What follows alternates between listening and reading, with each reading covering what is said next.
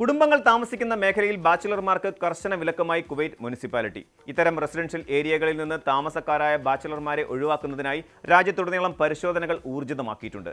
നിയമലംഘനം കണ്ടെത്തുന്ന കെട്ടിടങ്ങളിലെ വൈദ്യുതി ബന്ധം വിച്ഛേദിക്കുന്നതിനും ഉടമകൾക്ക് വൻതുക പിഴ ചുമത്തുന്നതിനും അധികൃതർ നടപടികൾ ശക്തമാക്കി.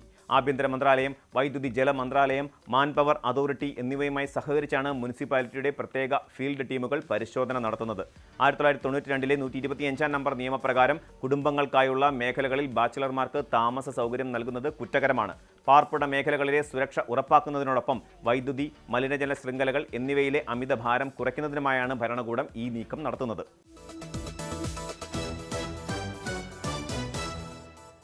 കടുത്ത അന്താരാഷ്ട്ര ഉപരോധങ്ങൾക്കും ഊർജ്ജ മേഖലയിലെ പ്രതിസന്ധികൾക്കുമിടയിൽ തെക്കൻ ഇറാന്റെ ഫാഴ്സ് പ്രവിശ്യയിൽ വൻ പ്രകൃതിവാതക ശേഖരം കണ്ടെത്തി. ഏകദേശം 212.4 ബില്യൺ ക്യൂബിക് മീറ്റർ വാതക നിക്ഷേപമാണ് ഈ പാടത്തുള്ളതെന്ന് ഇറാൻ പെട്രോളിയം മന്ത്രി മൊഹ്സീൻ പാക്നെജാറ്റ് അറിയിച്ചു.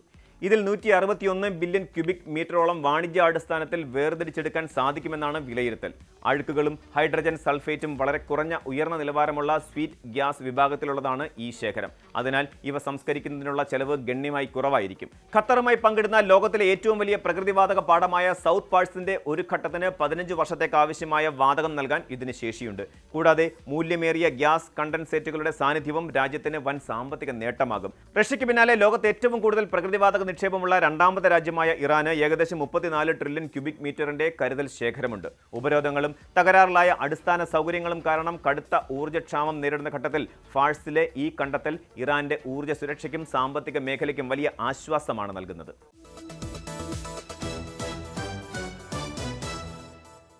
അറേബ്യൻ ഉപദ്വീപിലെ മനുഷ്യവാസത്തിന്റെ ചരിത്രം തിരുത്തിക്കുറിക്കുന്ന നിർണായക പുരാവസ്തു കണ്ടെത്തലുകളുമായി UAE.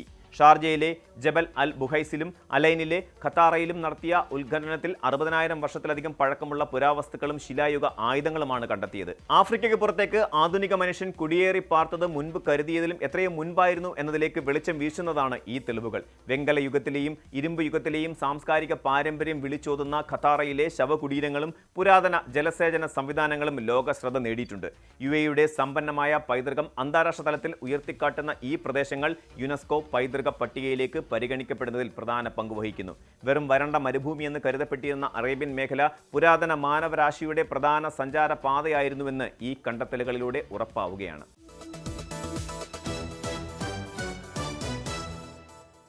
UAE president Sheikh Mohammed bin Zayed Al നഹ്യാനോടുള്ള ആദര സൂചകമായി അബുദാബി ബുർജീൻ മെഡിക്കൽ സിറ്റിയിൽ ആരോഗ്യ പ്രവർത്തകർ ഒരുക്കിയത് വിസ്മയകരമായ മെഗാ പൂക്കളമാണ്.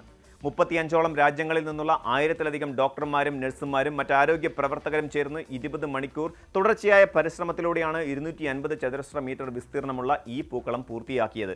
പരമ്പരാഗത ഓണാഘോഷത്തിന്റെ ഭാഗമായി ഒരുക്കിയ ഈ വലിയ കലാവിരുന്ന് UAEയുടെ പാരമ്പര്യവും ഭാവിയിലേക്കുള്ള കുതിപ്പും ഒരേ സമയം അടയാളപ്പെടുത്തുന്നതാണ്. പണ്ടത്തെ ഒട്ടകയാത്ര മുതൽ ആധുനിക ഇതിഹാദ് റെയിൽ വരെയുള്ള രാജ്യത്തിന്റെ വളർച്ചയുടെ നാൾ വഴികൾ ഇതിൽ മനോഹരമായി ചിത്രീകരിച്ചിരിക്കുന്നു.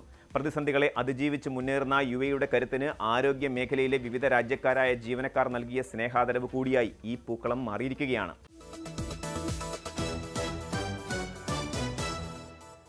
വർഷങ്ങളായി ട്രാഫിക് പിഴ അടയ്ക്കാതെയും രജിസ്ട്രേഷൻ പുതുക്കാതെയും നിരത്തിലിറക്കിയ 497 വാഹനങ്ങൾ ദുബായ് പോലീസ് കണ്ടുകെട്ടി. ഈ വർഷത്തെ ആദ്യ പകുതിയിൽ നടത്തിയ പ്രത്യേക പരിശോധനകളിലാണ് നടപടി. ചില വാഹനങ്ങൾക്ക് 10,000 ദിർഹം വരെ പിഴ കുടിശ്ശികയുണ്ടെന്നും വർഷങ്ങളായി രജിസ്ട്രേഷൻ പുതുക്കിയിട്ടില്ലെന്നും ട്രാഫിക് വിഭാഗം ഡയറക്ടർ ബ്രിഗേഡിയർ ജുമ ബിൻ സുവൈദാൻ വ്യക്തമാക്കി. സാങ്കേതിക പരിശോധന പൂർത്തിയാക്കാത്ത വാഹനങ്ങൾ ഓടിക്കുന്നത് റോഡ് സുരക്ഷയ്ക്ക് ഗുരുതര ഭീഷണിയാണെന്ന് പോലീസ് മുന്നറിയിപ്പ് നൽകി. AI അധിഷ്ഠിത ക്യാമറകളും സ്മാർട്ട് നിരീക്ഷണ സംവിധാനങ്ങളും ഉപയോഗിച്ചാണ് ഇത്തരം നിയമലംഘനങ്ങൾ പോലീസ് കണ്ടെത്തുന്നത്. വാഹനങ്ങൾ കണ്ടുകെട്ടുന്നതും കൂടുതൽ സാമ്പത്തിക ബാധ്യതകളും ഒഴിവാക്കാൻ Dubai police app, RTA website എന്നിവ വഴി കുടിശ്ശിക ഉടൻ അടച്ചു തീർക്കണമെന്ന് അധികൃതർ വാഹന ഉടമകളോട് നിർദ്ദേശിച്ചു.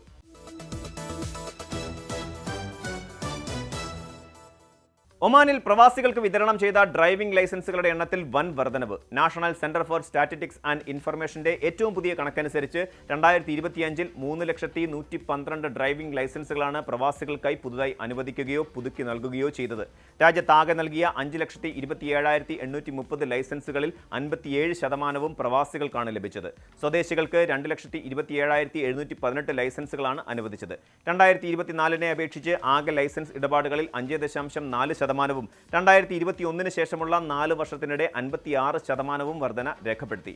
റോയൽ ഒമാൻ പോലീസിന്റെ ആപ്പും സ്മാർട്ട് കിയോസ്കുകളും വഴിയുള്ള ഡിജിറ്റൽ സേവനങ്ങൾ ലൈസൻസ് നടപടികൾ എളുപ്പമാക്കിയതും രാജ്യത്തുടനീളം അതിവേഗം വികസിക്കുന്ന വിപുലമായ റോഡ് ശൃംഖലയുമാണ് വാഹന ഉപയോഗവും ലൈസൻസ് അപേക്ഷകളുടെ എണ്ണവും ഉയരാൻ പ്രധാന കാരണം.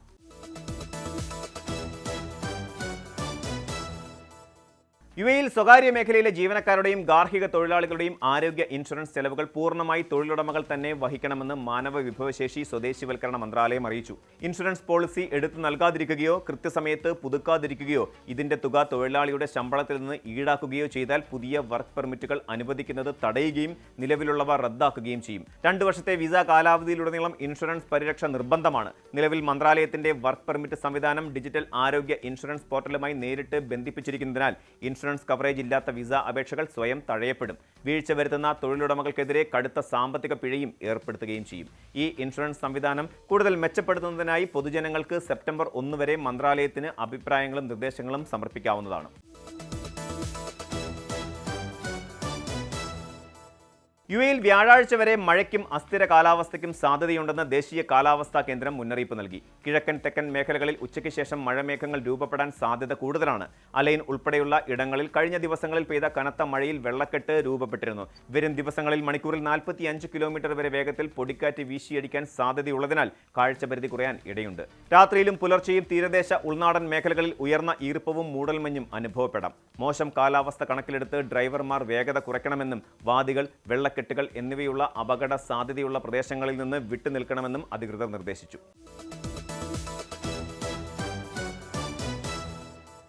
അമേരിക്കയുടെ സാമ്പത്തിക ഉപരോധത്തിൽ സഹകരിക്കുന്ന അയൽ രാജ്യങ്ങൾക്കെതിരെ കടുത്ത മുന്നറിയിപ്പുമായി ഇറാൻ. ഇറാനെതിരായ നീക്കങ്ങളിൽ പങ്കാളികളായാൽ ഹോർമൂസ് കടലിടുക്കിലൂടെയോ പെർഷ്യൻ ഗൾഫിലൂടെയോ ഒരു തുള്ളി എണ്ണ പോലും കടത്തിവിടില്ലെന്ന് ഇറാന്റെ supreme national security council secretary Mohsen റസായി വ്യക്തമാക്കി. എണ്ണ കടത്താൻ ഗൾഫ് രാജ്യങ്ങൾ കണ്ടെത്തുന്ന ബദൽ മാർഗങ്ങളെപ്പോലും ലക്ഷ്യമിടുമെന്നും ഇറാന്റെ സമ്പദ് വ്യവസ്ഥയെ തകർക്കാനുള്ള നീക്കങ്ങളെ യുദ്ധപ്രഖ്യാപനമായി കരുതുമെന്നും ടെഹ്റാൻ വ്യക്തമാക്കി.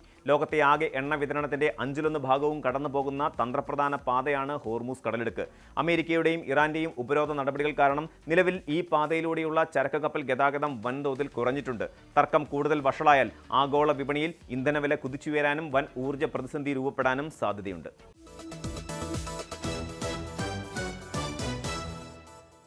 റെസിഡൻഷ്യൽ കെട്ടിടങ്ങളുടെ ഇടനാഴികൾ, എമർജൻസി എക്സിറ്റുകൾ, സ്റ്റെയർ കേസുകൾ എന്നിവിടങ്ങളിൽ പഴയ ഫർണിച്ചറുകളും പെട്ടികളും സൂക്ഷിക്കരുതെന്ന് ഷാർജ സിവിൽ ഡിഫൻസ് കടുത്ത മുന്നറിയിപ്പ് നൽകി.